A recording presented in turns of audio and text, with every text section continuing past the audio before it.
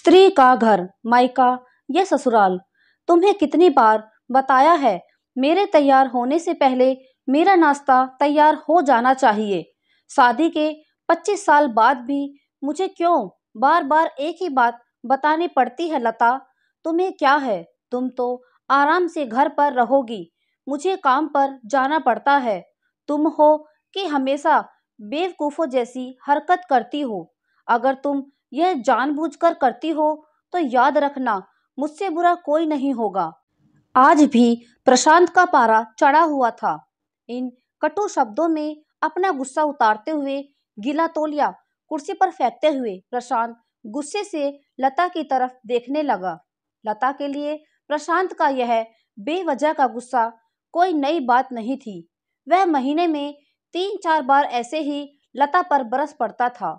पहले पहले लता उसका विरोध किया करती थी, लेकिन जब कई सालों तक प्रशांत में कोई बदलाव नहीं दिखा तो लता ने खुद को ही बदल लिया। अब प्रशांत के कुछ भी कहने से लता को कोई फर्क नहीं पड़ता था। प्रशांत की हर बात वो चुपचाप सिर नीचे झुकाए सुन लेती थी।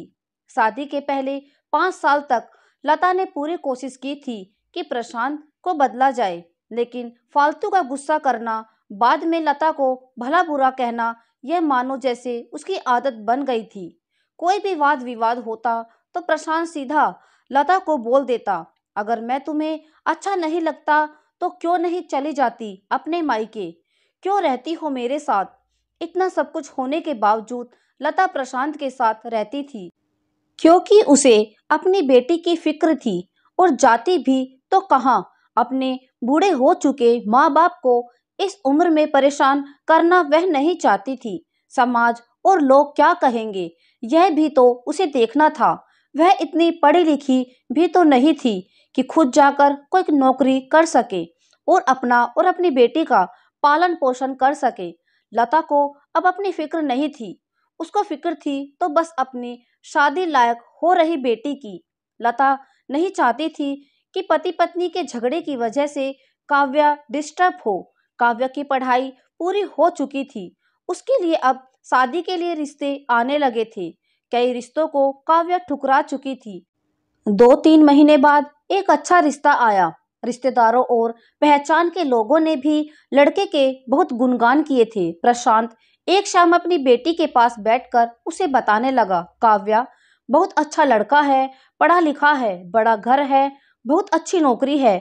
ऐसे रिश्ते बार बार नहीं आते बेटा, इस बार मना मत करना।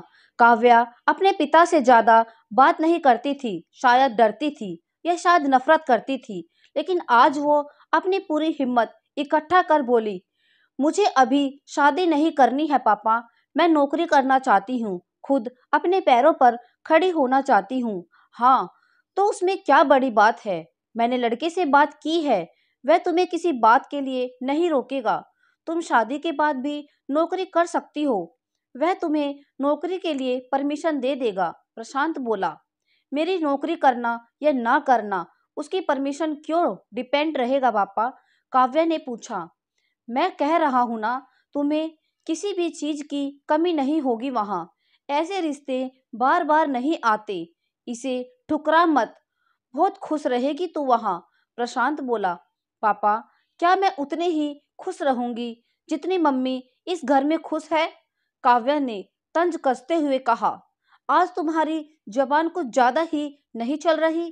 प्रशांत गुस्से से आंखें बड़ी करते हुए बोला, पापा मुझे शादी ही नहीं करनी है, क्योंकि शादी के बाद अगर वह लड़का आपके जैसा निकला तो मैं क्या करूंगी? मुझे आपके जैसा जीवन साथी नहीं चाहिए जो बिना बात के मुझ पर हमेशा चिल्लाए।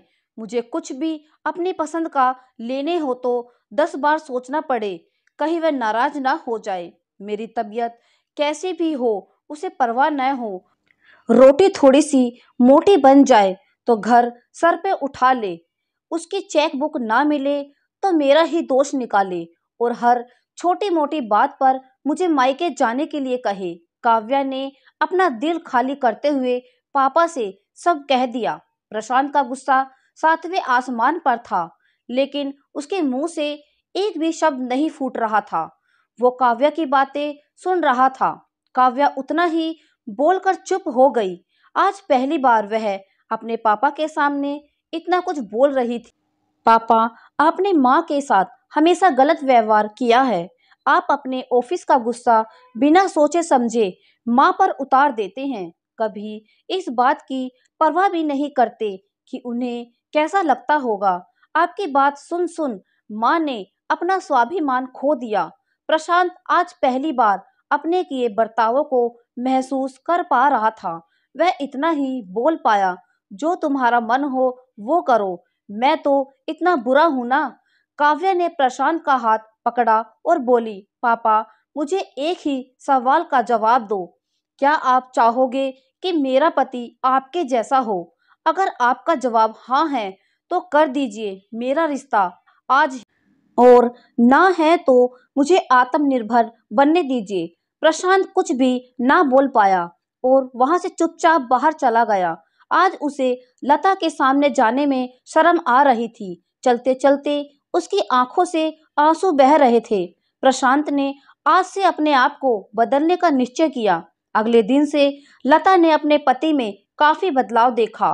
वह सोचने लगी, जो हिम्मत काव्या ने दिखाई है, वह हिम्मत अगर मैं पहले ही दिखा देती तो शायद आज परिस्थिति कुछ और ही होती।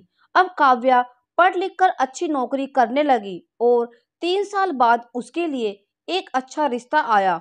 और उसकी विदाई पर प्रशांत बोला, बेटा तू हमेशा खुश रहेगी, क्योंकि तेरा पति तेरे बाप जैसा नहीं है। प्रशांत की यह बात सुनकर लता और काव्या की आंखों में आंसू बहने लगे।